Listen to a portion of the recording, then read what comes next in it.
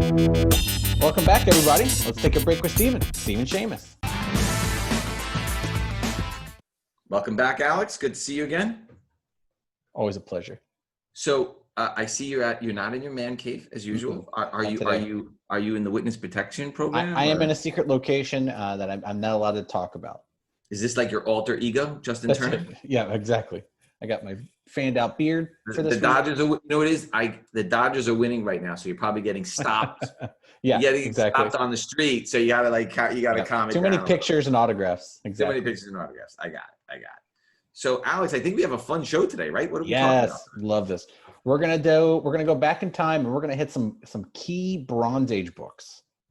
I love taking a stroll down memory lane. Yep. Nothing gives me more pleasure than going down memory lane. Comic collecting.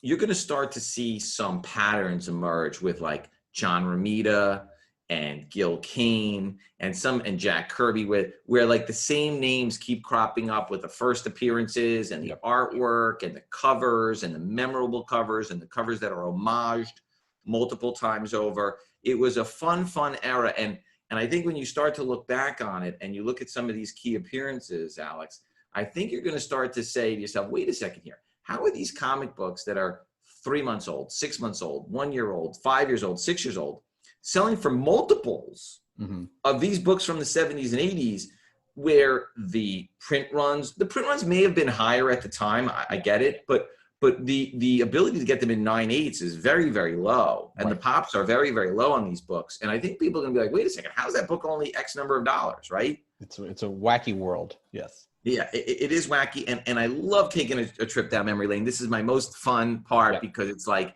because you see yourself walking down the aisles of the old flea market style comic book shows, and you remember, you're like, oh, I remember Todd McFarlane had that original piece of artwork on his table, or Bill Sienkiewicz was sitting at an artist alley table selling covers for $200. And, you're like, oh, I remember seeing Amazing Fantasy 15 for $2,500 in near mint condition, thinking, that's crazy. Who would ever pay $2,500 for Amazing Fantasy 15? Yeah. Alex, do you know how many $2,500, $5,000 Amazing Fantasy 15s I saw in near mint condition? Only 25 years ago? If only. Yeah. Right? You only had to buy 1 or 2 of them, So it's crazy. Okay. So let's get started. Yeah, let's do it. This is going to be a 2-part episode. Yep. So we're going to give you part 1 this week, and we'll give you part 2 somewhere within another week or 2 after this one, so that you are complete. We're going to go alphabetically, not chronologically. Yes. So I think that's a lot of fun. So let's kick it off with a book from 1972, about a year and a half before I was born. So I wasn't there when it came out, unfortunately. But the first X-Men Beast with fur, where the Beast actually looks like the Beast, appeared in Amazing Adventures number 11 in March of 72. That could not have been a high print run book. No. The Beast has been in several films. We don't know what the future of the X-Men holds in the MCU, but you have to assume at some point you're going to start to see Magneto, Professor X, the Beast.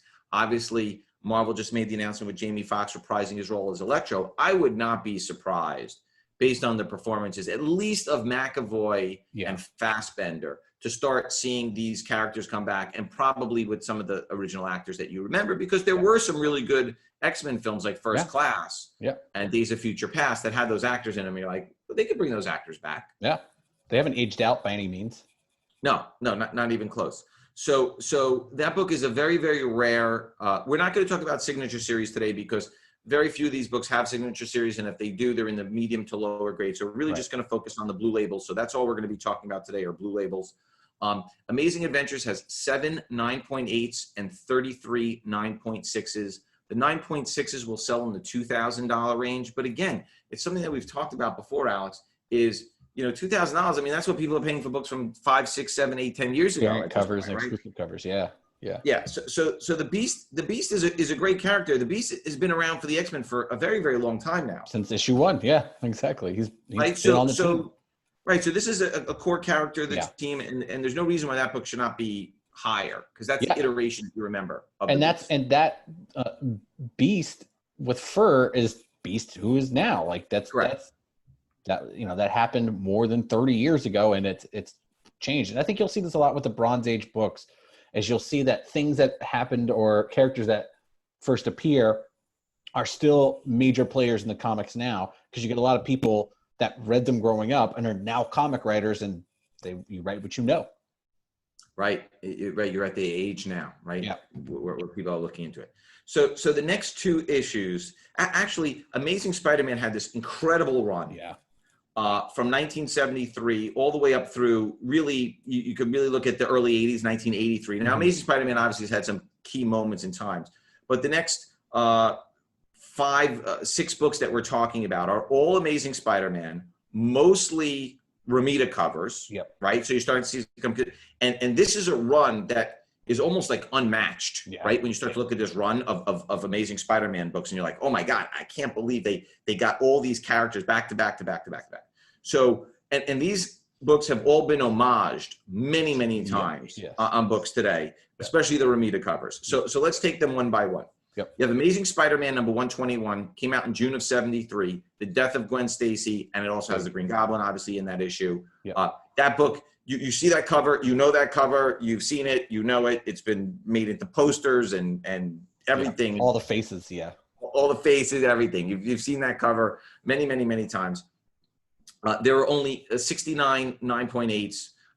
It's a $6,000 book in that condition. You know, not crazy, but $6,000 is still $6,000. And that's a book where obviously 9.6s and 9.4s you're probably more likely to find, and you're probably better to get in a lower price range. But talk about the death of Gwen Stacy, what impact that had at the time, and also there was a little bit of that in the films as well, correct? Yeah. I mean, this issue, first of all, they killed off a character, a love interest that was major. Nobody expected Gwen Stacy to die, and you had Mary Jane, and Mary Jane and Peter Parker ended up getting married, but this was a big deal. This Green Goblin 2-parter really cemented the villain of Spider-Man. Spider-Man's villain is Green Goblin, and the scene in the comic where she's falling and he tries to get her with the web and her neck snaps, and you see the thwip and the snap, and it's so impactful for comics of that age that when you read that book now, you still feel it. Even though you know what's going to happen, you can still read it and be like, oh, wow, that was heavy. And Gwen Stacy has never come back to life. There's been clones. There's been, Spider-Gwen, but that's not the 616 universe. So this is also an impactful death of someone that didn't come back. Aunt May's died and come back probably 17 times, Right, and this was probably one of the first deaths in a comic too, right? Like at that time, it wasn't really common the way it became common sort of in the 90s and whatever, where it's like, we're going to kill this person, we're going to kill that, right? It wasn't really at that time. It was sort of a major thing, like, oh my God, somebody died in the comic book. That's crazy. Right. So then you get to the following issue, issued a month later in July of 73, and then you have the death of Green Goblin. There's only 93 9.8s on that one, and that one's about a $5,000 book. Also an iconic John Romita cover. Beautiful cover. We're talking about John Romita Sr., by the way, right now. And again, so you went back to back with death issues. I mean, so like not only was it one, it was two. Yeah. So, that's a storyline that obviously is permeated through the years, because the Green Goblin has been a major force in the film franchise and in the cartoon franchise for many years. That is the Joker to his Batman. Correct. And then 7 months later, in February of 74, you have one of the most iconic introductions and appearances. And that cover, again, has been homaged hundreds, 100 times. And that's the first appearance of the Punisher. That book has never not been hot. Right. 25 years ago, that was a hot book. That book was hot almost from the time it came out. That character resonated with people. The vigilante, that character resonated with people right out of the gate, Alex. Right out of the gate. So that book came out in February of 74, Spider-Man 129. That's the first appearance of the Punisher. 9.8s are about $10,000. 9.6s are about $5,000. There's only 140 9.8s. There's 382 9.6s. talk about the impact of the Punisher, because remember, there's been multiple film iterations, television iterations, and they still talk about bringing back John Bernthal today as the Punisher, who in my opinion sort of embodied the character better than anyone. So talk a little bit about the impact of Punisher, and what is it about the vigilante? I mean, that was a big thing in the 80s, was the vigilante, the Dirty Harry, that kind of archetype. And the Punisher, was one of the first comic book archetypes of that. I mean, you can say Batman, but Batman around that time still wasn't as dark as he would get later in the comics. But, for the Punisher, I mean, you could see by how long his series ran. Like his 80 series ran forever. Then there was Punisher War Journal that ran forever. Then there was the Nam who he was in. Like the character of Frank Castle is such a tragic backstory. His family gets killed in front of him by mobsters, and he's like, oh, I'm just gonna take out all the mobsters I can. And this is the costume is just black with white. I mean, again, there's a lot of Batman in there. I mean, they're definitely different characters, but you can see like the design of a costume, the tragic backstory, and then people love that kind of tragic character. Yeah, I mean that issue sticks in your mind. That's an issue that you could show the cover and that's it. Your brain knows exactly what you're looking at, right? So then, 5 years later, in July of 1979, Amazing Spider-Man number 194 is the first Black Cat, Felicia Hardy, another very, very popular character. I mean, they're just on a roll here, right? Yes, yeah. There are 4 9.9s. I don't know who has these 9.9s. There are 364 9.8s. Talk a little bit about the character of Black Cat, Felicia Hardy. Why is she so popular? It's about a $2,000 book in 9.8. What is it about the Black Cat that's so popular that resonates with people? Yeah, I mean, it's definitely one of the first strong female characters you saw, in comics that kind of brought in a new era into like the Marvel universe. She was a villain, but she had a good heart. Felicia's, yes, she's a bad guy, but she can do good things. You've seen her in almost every 5 years, Spider-Man's doing something with Felicia. They were a love interest for a long time. And until I believe it's Peter Parker's Spectacular Spider-Man, he finally reveals himself to her, and she was so disgusted because he's just some nerd that she runs away from him. But she Alex, does that story sound familiar to you too? All through high school, yeah, definitely. Every time I take off my Spider-Man mask. I'm just teasing, Alex. I'm just teasing. But I mean, they used her in the '90s Spider-Man cartoon. They used her in the updated cartoons. There's an ultimate version. Marvel keeps using her, and she is a great character. She's a well-rounded character. Right. And so then that takes you to a book that we did speak about briefly, so we won't talk about it too much, only because it's really just film related, which is Spider-Man 210, which came out in November of 1980, which is the first Madam Web. Mm-hmm. That book tripled in value the second they announced it. There are people who collect Spider-Man runs, so they've had those books for years. There are 129 9.8s. It's about $1,000 book. There's really not much more to say about the character, because up until they announced it for the film, there really was not a lot of interest there. Right. Is there anything special about the character, Madam Web? Any idea why they would have chosen her for the film? I mean, you again, I think you also look at stuff like she was in the 90s Spider-Man cartoon, and now the kids that were growing up in the 90s are the adults now. So again, just like I said, people that read and absorb their media and end up working in that media later usually use what they liked. But Madam Web, I mean, there's all kinds of Spider-Man side characters, and Madam Web is one of the fun ones. I mean, her design, with blindfolded, sitting in the chair with all the spiderweb behind her, it's beautiful. Yeah, and the covers are great. The 210 cover is a great cover too. Again, it's another Romita Senior cover, so those covers were just all sort of spot on, right? I mean, he was at his prime. He zoomed past his prime and was just keep cruising. Yeah, it's interesting when you look back on some of this artwork at, whether it's McFarlane's run on Spider-Man or Hulk, and you look back on it, 15, 20, 30, whatever years later, and you say to yourself, does the art hold up, right? Because some of the stuff I look at and I'm like, wow, I can't believe I really liked that stuff back in the 80s and 90s. Mm-hmm. But then some of the stuff that you look at, like this stuff, you're like, it really does hold up. And, it's no different with film. It's no different with television. Does that movie hold up? You watch The Godfather, you watch it 30 years later, and it holds up, right? Yeah. So it's still a great film. Yeah. So, exactly. you know, it is always interesting to me if it holds up. Okay. So then that brings you to another iconic cover. It's the Hobgoblin. Mm. First appearance, Amazing Spider-Man 238, March of 1983. There are two 9.9s again. Oh. There are 462 9.8s. It's about a $1,700 book in 9.8. The Hobgoblin is sort of closely aligned with the Green Goblin. Talk a little bit about the differences. Are we going to see more of the Hobgoblin down the road? What are sort of the differences? And then they had the Red Goblin come up recently. Yeah, there's been a lot. I mean, there's the Jack-o'-lantern, which is kind of the same stuff. I mean, the Hobgoblin uses the same type of tricks that the Green Goblin have, and I think that's why, you know, it was a good villain for Spider-Man, because Green Goblin's dead, but the Hobgoblin is like, here's another one. Who is he? Who is he? And you know, there's spoilers. You know, it turns out to be a master thief who got all these pieces. But again, Hobgoblin is what a transition from, you couldn't have Joker Jr., right? Like, that's not going to work. Like, we all want the Joker, but Hobgoblin is Green Goblin Jr. essentially, and he is a good villain. You know, I love this book, and you know, I've been looking for a high grade copy myself, but I will only buy one if it has the tattoos. Yeah, the tattoos was a big thing. By the way, Yeah. even 20, 25 years ago, people were aware of the tattoos. Yeah.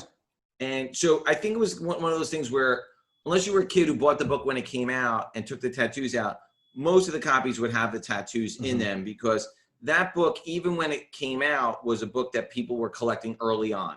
Yeah, and it's tough to keep the tattoos in there, because you want a 9.8 with the tattoos. That's going to be tough, because it's going to leave an indentation in the book. It's going to, you know, it's a pack of tattoos glued to the back page of the comic. Yeah, for sure, for sure. Okay, and then it takes us to another interesting character, which I think people thought more was going to happen, because I do remember Deathlock back in the day being an extremely popular character. You kept thinking there was going to be more and more stuff done with the character. It never materialized, but the book is still a popular book, I think, because people, it was memorable for people. And that cover is just pops Yeah, out. the cover, right? The cover is dead on. So again, that's a George Perez. It's George Perez, Astonishing Tales number 25 from August of 1974. There is 199 again, and then 77 9.8. It's about a $1,500 book. It's a very, very low pop book. Maybe something will eventually happen with Deathlock, but it's sort of a cool character. It almost looks like the Terminator, right? It's almost like, exactly. And it's Agents of S.H.I.E.L.D. had a Deathlock character. So, I mean, it's not that Marvel forgot about the character at all. He might not be running around the Marvel universe, you know, right now, but if Marvel knew enough to put them in the Agents of S.H.I.E.L.D. TV show, it's not a character that's going to go away anytime soon. I will tell you, the first time I saw the Terminator, I was thinking of the Deathlock, you know, those Deathlock covers, right? Like, that's what it reminded me of. Half skinned face, the skin coming off. Yeah, totally. It absolutely reminded me of that. Yeah. But, you know, the Terminator became the Terminator. But James Cameron is a well-known comic reader, so who knows? Yeah. Who knows? Okay. So then next on our list, another X-Men character, Avengers Annual number 10 from 1981. First appearance of Rogue, the Madeline Pryor version. There's 1 9.9. And there are 631 9.8s. So it's not a low pop book, but it still sells for almost $1,300. Yeah. So talk a little bit about the character Rogue. She's been in the films. Yep. And maybe is she going to be in the future? Do we know? We don't know. Totally. What's going to I mean, she was, you could argue that the first X-Men movie ever come out, Rogue was the main character. Yeah. She was the main character. And then obviously Wolverine, like in the comics, took over and obviously was the most popular one. So, you know, he continued on in the movie series a little bit more. But, you know, in the cartoon in the 90s, Rogue was one of the main characters, and, you know, they pushed her hard. I mean, she's been in X-Men for years. Again, this is a tragic person. You know, she can't touch somebody. She can't have physical contact without seeping their energy.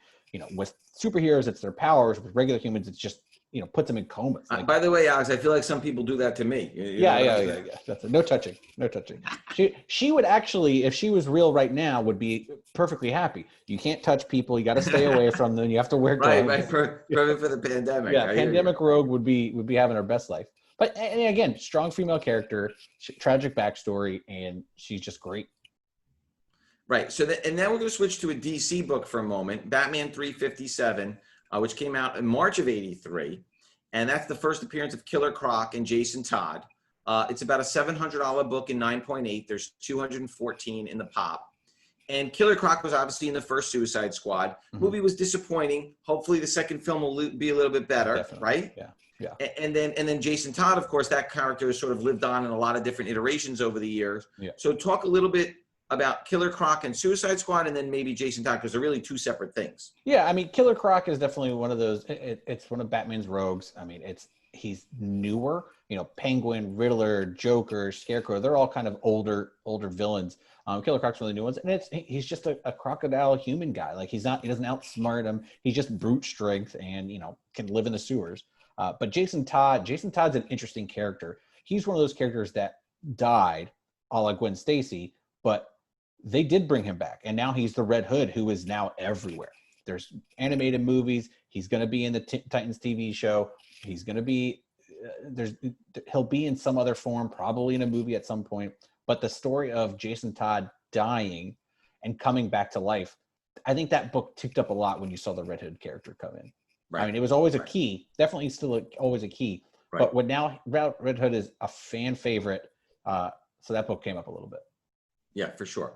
Okay, so now we're going to move on to Black Panther. We've talked about this book before, Black Panther #1 from January of '77, Jack Kirby.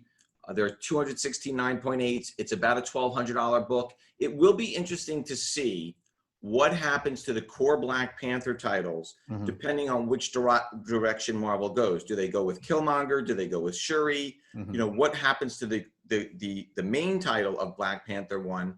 Obviously the book skyrocketed after when the first movie was announced, and then the first movie came out. We don't know what the future holds with that book. Yeah. We'll see what happens down the road. But I got to tell you something, $1,200 for a #1 of that book in white pages is a pretty good deal. You'll see a lot. This list is going to have a few more Kirby #1s, all art, all writing stuff. Get them now. They're only going to get more popular once people realize, these are the covers of all these Kirby books are amazing, especially the Bronze Age stuff. He is top of his game. Yeah. That's why he's the king. So here, this next one is interesting. It's a Dan Jurgens book, Booster Gold #1 from February of '86, the first appearance. It's only a $200 book. There's 347 9.8s. This character, I feel like I've been hearing about a Booster Gold film, TV show, live action, for 15 years. I've been hearing about Booster Gold. Yeah. What is going on with Booster Gold, Alex? I don't know. And the reasons why they don't have him in something boggles my mind. Because with Marvel, you have funny Deadpool movies. You have Spider-Man has jokes in his movies. This is DC's joke guy. He is a superhero that came from the future to the past to become a superhero. He's not heroic. He stole all of his stuff from future technologies and brought it back to the past so he could use it to become a hero and essentially sell stuff. So by itself, he's just a sham of a hero. Again, Heart of Gold. He does obviously do some saving. He's part of the Justice League International stuff. But again, another fan favorite. Just people love Booster Gold. Yeah. So the next one sort of breaks my heart in a way, in the sense that we never got to see the showdown. And it's Cap 241, which is one of my all-time favorite covers. That white background. It's the Punisher facing off against Captain America. Boy, how much fun would it have been to see John Bernthal face off against Chris Evans. Yeah, exactly. I mean, can you imagine that face off? That Frank Miller cover is iconic. It's classic. It's everything that you could ever want in a cover. On the cover. Yes. There's something so striking about that cover. It's one of my all-time favorite covers. January of 1980. There is one 9.9. There are 87 9.8s. It sells for about $600 in 9.8. That is Frank Miller at his absolute best. That's it. Yep. I mean, I know that the Dark Knight covers are classic and iconic, but boy, I got to tell you something. That Cap 241 cover to me is my favorite Miller cover. I mean, that's the start of that's prime Daredevil run stuff too. Like that is around that era. Yeah, and that book, for just being a regular issue of Cap, right? There's no first appearance, no nothing. Right. It'd be worth $600. Says a lot about that book. I was fortunate enough. I bought a book not in 9/8, but I bought a book a bunch of years ago, and I did have John Bernthal sign it, and I had Chris Evans sign it. I can't be too many of those out there. No, I doubt that. But boy, oh boy, I feel like, I don't want to say I feel like we were cheated, but that would have been a lot of fun to see that the two of them on screen together, right? Maybe in the What If series, all this fan stuff that people wanted, hopefully the What If series, we get some of that. Oh my God, that'd be crazy, right? That'd be great. Yeah, that's true. They could do the animated one. They don't need, right? They don't need the original, right? That's true. They don't need the original actors. I got it. So the next one is an interesting one. Again, there's always been new films, new this, new that. I think there is a new film coming out on the horizon. It's Conan the Barbarian #1 from October of 1970. It's the first appearance of Conan.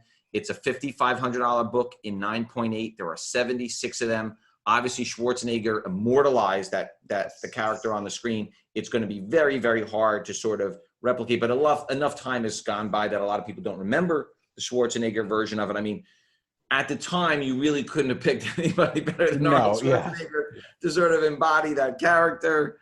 So talk to us a little bit about the enduring legacy of Conan. Why is Conan, a lot of these characters, they were hot, they were this, they were that, and they sort of faded. But you say Conan, everybody knows who you're talking about. Yeah. I mean, as a fantasy character, as a novel, I mean, the novels were super popular. I mean, these novels are old. They're older than the comics, obviously.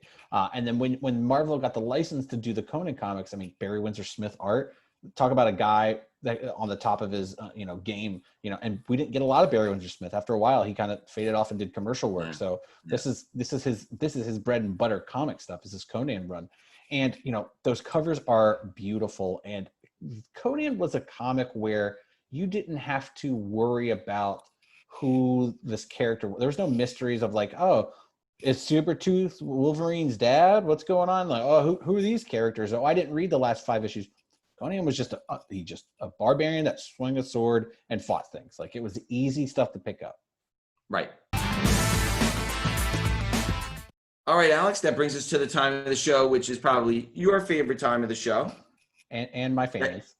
And your family's. Yeah. I'm very proud of you. All right, hold on 1 second. We're going to give you your spectacular drum roll. Oh, perfect. All right, here we go, Alex. You ready? I'm waiting. It's Alex's Pick of the Week. What do you got for us, Alex? Woohoo! Let's do I want to talk about promo comics. I want to do a multi-part promo comics because I'm a huge promo comics guy. I love them. I think they're so fun, and they can be super collectible or super cheap. And, it's really just all over the place. But I'm a big proponent and collector of promo comics, and one of the first things I ever bought was a Adventures of Kool-Aid Man #1 for about $10.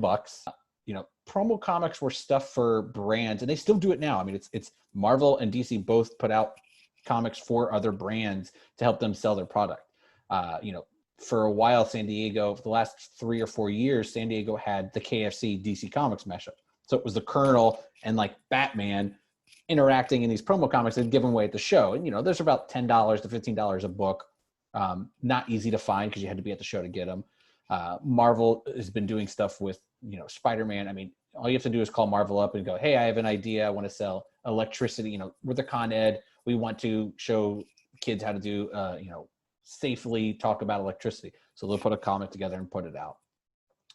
These are super fun stuff. Again, kind of rare unless you were at the place at the time. You have to get it all secondary. And they're not super expensive, but there's about, I believe there's like 10 to 15 issues. The first couple you can find easily, and then it gets rare. You cannot find those comics. You can't go just on eBay and pick them up. Like, you can get maybe 1, 2, issue 3, but issue like 10, they're impossible to find. Yeah, I got some King James, LeBron James promo comics some years back. They don't really seem to be worth that much, $5-10. Yeah. What is interesting to me though are the Ashcan books. You're talking about promo books. Yeah, those can be considered promo books. Alex, I got a lot of the original Image ones from 25 plus years ago, signed by Jim Valentino, signed by Mark Silvestri, signed by Jay Lee. Some of those books from many, many years ago. I wonder if those Ashcans are worth anything. Some of them are. I mean, the first time you ever see Hellboy was in a San Diego Comic-Con program guide. So that's a promo book. It's a promotion. It was a promotional for the San Diego Comic-Con, and Hellboy obviously became this huge phenomenon. So that's worth money, Got it. So I think we're going to wrap up the show with couple of Daredevil books, Yes. going back to something that we talked about earlier. Okay, so Daredevil number 131 in March of 76, the first Bullseye, who was also immortalized in the TV show. And it's funny because every time they do an iteration of Daredevil, Bullseye is the one that you go to, right? Yeah, yep. So it obviously, it happened in the television series. It happened in the film with Ben Affleck. So that's Daredevil 131 from March 76. It's about a $2,000 book. There are 83 blue labels. So there's not a big pop on that book. Right. And you have to believe that at some point they're going to bring Daredevil back into the fold. And I think based on what we saw with Electro, with Jamie Foxx, and what we saw with J. Jonah Jameson, right? Yep, that was the first one. I would have to believe that if you're going to bring back, Daredevil, Bullseye, these characters, I mean, like, how do you not bring back Charlie Cox? How do you not bring back John Bernthal? I mean, those guys really embodied the characters, and the fans liked those actors. Yeah, and I wouldn't say that they were, you could, the Ben Affleck Daredevil didn't make a lot of money. I liked it. I owned it on DVD because that's who I am. But like, it wasn't like a fan favorite. But the Netflix characters didn't stop making them because people weren't watching them. That wasn't it. It was because Disney bought Marvel, and there was the contracts changed hands. It's not that there were bad shows or people didn't like them. It's just things happen. So yeah, why wouldn't they bring them back? Right. And now we're going to close part one on a super, super duper high note. Daredevil number 158, May 1979, first Frank Miller Daredevil. There's 158 9.8s. It's about a $950 book. That's sort of a seminal book. It's a cover that everybody remembers. What was so memorable about the Frank Miller run on Daredevil that made it so explosively popular?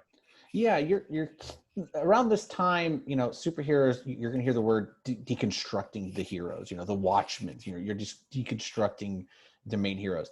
And they really beat up on Matt Murdock. I mean, the only thing Daredevil has power-wise is that he has heightened senses. He's not superhuman. Someone shoots him, he can still get shot or cut, and those show up. He's not going to super heal or anything. And Frank Miller understood the character.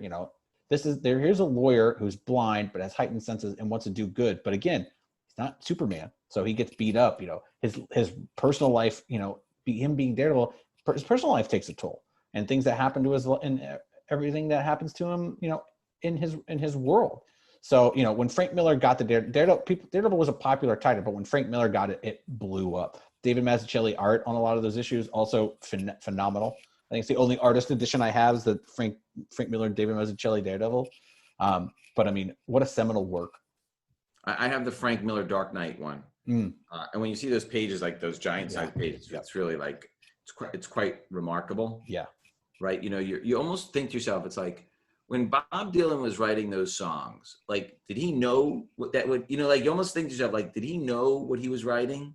It's like, when Frank Miller was drawing these pages or telling these stories, like, did he understand how great it was? Or was he just doing his normal thing and it just happened to be great? I always wonder that to myself. And there's just something that you can go back and read, and it's still amazing. I can't say that for a lot of Silver Age, like DC books. Like, some of those are just Superman wacky, turning into aliens, like, doesn't hold up as this. And this is one of the first, like, this is where the comic started becoming, this is a little bit more, there's a little bit more depth to this. All right, Alex, this was a great part one. Yes. We will see you soon for part two, and we will see you next week. Same bat time. Same bat channel. Thanks, guys. Thanks, everybody.